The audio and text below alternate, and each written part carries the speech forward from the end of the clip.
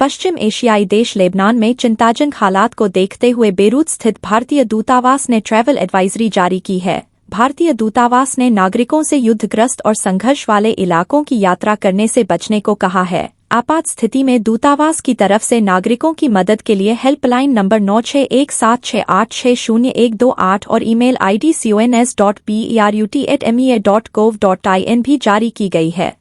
Lebanon में पहले से मौजूद सभी भारतीय नागरिकों को भी देश छोड़ने की सख्त सलाह दी जाती है। जो लोग किसी भी कारण से लेबनान में रह रहे हैं उन्हें अत्यधिक सावधानी बरतने, अपनी गतिविधियों को सीमित रखने और बेरूत में भारतीय दूतावास के संपर्क में रहने की सलाह भी दी गई है। अब दाल रोटी खाना भी सस्ता नहीं रह गया है।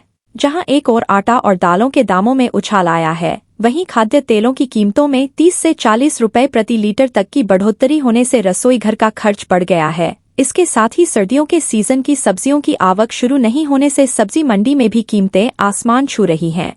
रसोई के बजट पर चौतरफा मार पड़ रही है। अब दोगुने खर्च में भी रसोई का बजट हाथ नहीं आ रहा है। ऐसा इसलिए है कि दाल और आटे से लेकर सभी तरह के तेलों में 30% तक भी वृद्धि हो चुकी है।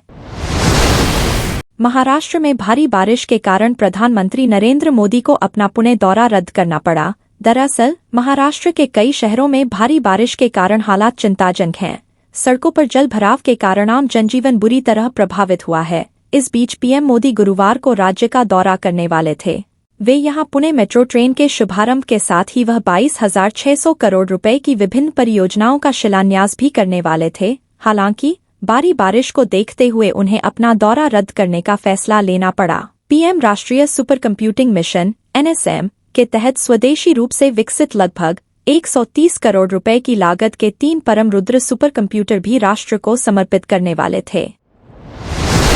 आमतौर पर बुखार में खाई जाने वाली पैरासिटामोल टैबलेट गुणवत्ता परीक्षण में फेल हो गई है। इसके अलावा कैल्शियम और विटामिन D3 की सप्लीमेंट, मधुमेह की गोलियां और हाई ब्लड प्रेशर की दवाओं सहित 50 से अधिक दवाएं औषधि नियामक द्वारा किए गए गुणवत्ता परीक्षण में फेल पाई गई हैं। गुणवत्ता परीक्षण में फेल हुई दवाओं की list Indian drugs regulator central drugs standard control organisation ने अपनी ऑफिशियल वेबसाइट पर जारी की है। विटामिन C और D3 की tablets Shelcal, vitamin B complex और vitamin C soft gel, anti acid पेंडी, पैरासिटामोल IP 500 mg, डायबिटीज की दवा ग्लिमेपिराइड, हाई ब्लड प्रेशर की दवा टेलमिसर्टन जैसी दवाई का टेस्ट किया था, जो क्वालिटी टेस्ट में फेल हो गईं। विधानसभा का 2 दिवसीय सत्र बृहस्पतिवार से शुरू होगा। नवनियुक्त मुख्यमंत्री आतिशी सदन में सरकार की कार्य योजना पेश कर सकती हैं। कुछ घोषणाएं भी की जा सकती हैं।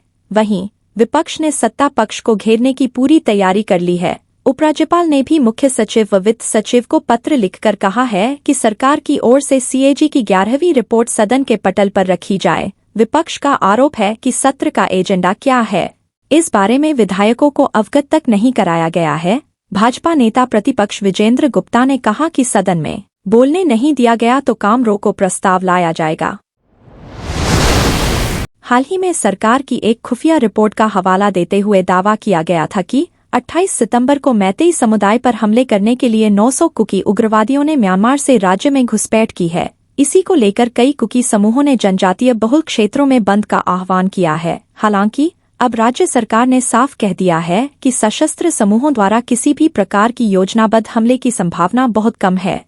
सुरक्षा सलाहकार कुलदीप सिंह और DGP राजीव सिंह ने बुधवार को एक संयुक्त बयान जारी किया है। इसमें कहा, ऐसी जानकारी मिली थी कि 900 कुकी उग्रवादी म्यांमार से मणिपुर में घुसपैठ कर चुके हैं और वे 28 सितंबर को मैतेई समुदाय पर हमला करेंगे। बरेली सितारगंज हाईवे चौड़ीकरण और रिंग रोड के भूमि अधिग्रहण घोटाले में मंडलायुक्त सौम्या अग्रवाल ने 4 भूमि अध्याप्ति अधिकारियों NHAI के 2 परियोजना निदेशकों समेत 21 अधिकारियों, कर्मचारियों व एक निजी कंपनी के खिलाफ शासन को रिपोर्ट भेज दी है। इनमें 2 भूमि अध्याप्ति अधिकारियों व एक वैल्यूअर के नाम DM बरेली की जांच रिपोर्ट में पहले भी शासन को भेजे गए थे। मंडलायुक्त की रिपोर्ट में दोषी अधिकारियों कर्मचारियों के 18 नए नाम हैं। रिपोर्ट में 6 अधिकारियों के अलावा सर्वे व मूल्यांकन में शामिल 2 निजी फर्मों के 2 साइट इंजीनियरों, 5 कर्मचारियों, 7 लेखपालों और 1 अमीन को प्रारंभिक तौर पर दोषी माना गया है। इंदौर की स्कीम नंबर 54 में रहने वाले एक युवती को अर्धनग्न कपड़े पहनकर मशहूर होने की चाहत भारी पड़ गई। हिंदू संगठन ने उसके खिलाफ पुलिस द्वारा एक्शन लेने की मांग की। इसके बाद युवती ने बुधवार को फिर एक वीडियो जारी किया और खुद के किए पर पछतावा जताते हुए सभी से माफी मांगी और यह स्वीकारा कि उसने गलत किया है और दोबारा इस तरह का काम नहीं करेगी। विरोध और लोगों के नाराजगी के बीच युवती ने वीडियो में सुसाइड की धमकी भी दे डाली। हालांकि कहा जा रहा है कि युवती ने ऐसा सिर्फ इसलिए किया ताकि लोग उसका पीछा छोड़कर उसे ट्रोल करना बंद कर दें। मायावती ने एक्स पर गुरुवार को एक पोस्ट में लिखा, यूपी सरकार द्वारा होटल, रेस्तरां, ढाबों आदि में मालिक, मैनेजर का नाम, पता के साथ ही कैमरा लगाना अनिवार्य करने की घोषणा कांवड़ यात्रा के दौरान की ऐसी कार्रवाई की तरह ही फिर से काफी चर्चाओं में है कि यह सब खाद्य सुरक्षा हेतु कम व जनता का ध्यान बांटने की चुनावी राजनीति ज्यादा। वैसे तो खासकर खाद्य पदार्थों में मिलावट आदि को लेकर पहले से ही काफी सख्त कानून मौजूद हैं। फिर भी सरकारी लापरवाही मिलीभगत से मिलावट का बाजार हर तरफ गर्म है, किंतु अब दुकानों पर लोगों के नाम जबरदस्ती लिखवा देने आदि से क्या मिलावट का काला धंधा खत्म हो जाएगा। बांग्लादेश में हिंदुओं पर अत्याचार थमने का नाम नहीं ले रहा। दुर्गा पूजा से पहले बांग्लादेश में इस्लामिक समूहों के जरिए कुछ मंदिरों को धमकियां मिली है। मंदिर समितियों को धमकी दी गई कि अगर उन्होंने दुर्गा पूजा मनाना है तो उन्हें 5 लाख बांग्लादेशी टका देने होंगे। अगर पैसे नहीं दिए गए तो पूजा नहीं करने दी जाएगी। हिंदू बौद्ध ईसाई एकता परिषद के महासचिव महेंद्र नाथ ने कहा कि खुलना शहर के डाकोप कस्बे में 25 से अधिक मंदिरों को 5 दिवसीय उत्सव मनाने के लिए 5 लाख रुपए की मांग करते हुए धमकियां मिली हैं।